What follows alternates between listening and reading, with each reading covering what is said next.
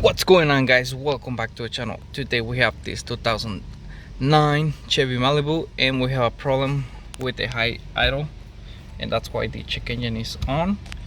Just gonna show you how the high idle looks, and it's every time the customer turns on the key. So let's just turn it on, and as you can see, it goes right away on high idle unless you put it into the reverse.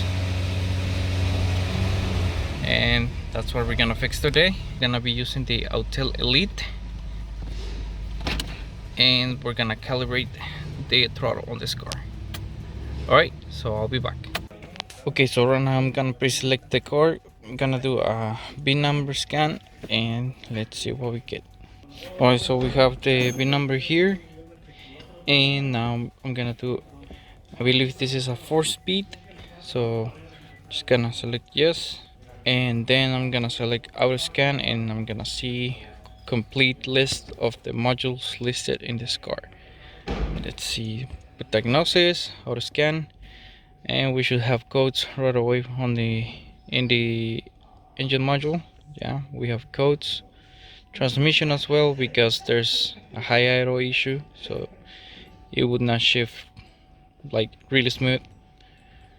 So we see we have a little bit more codes, but those are pretty much everything is important, but we're mainly focusing on the engine codes. Come on, let's see. I want to see more codes. After everything is scanned, I do a report. I give this paper to the customer, and we see here that we have the idle speed high, and it says that it lost communication with the ABS module, so that explains why there's codes in the transmission. So I'm gonna erase all of it, and then I'm gonna go ahead and do the calibration right away to see if it's gonna work. If it doesn't work, then there's gonna be a problem with the throttle body. And usually when the car starts with the high idle, or it's because or either they cleaned it or they changed the throttle body. Alright, so we're gonna select the engine, special functions, and we're gonna select idle learn reset. And this we're gonna reset. I see it's 100%, so I'm just gonna reset that. And idle relearn complete. Select OK to quit,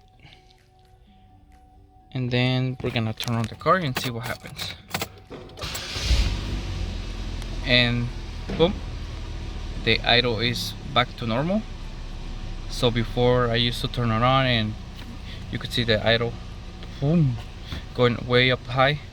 So right now it's fine. Let me just give it a little bit of throttle,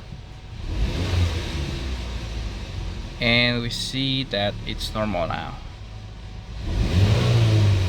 Yep, the car is back to normal. So this will be pretty much the end of the video. This is how you reset the high idle on a Chevy Malibu. This scanner applies for many Chevy models, like trucks, Tahoes, Silverados. You can reset the idle as well on those. So yeah, I hope you guys liked the video. Please, if you haven't subscribed, subscribe to the channel, like the video, comment down below, turn on those notifications, and I'll see you on the next video. Peace out.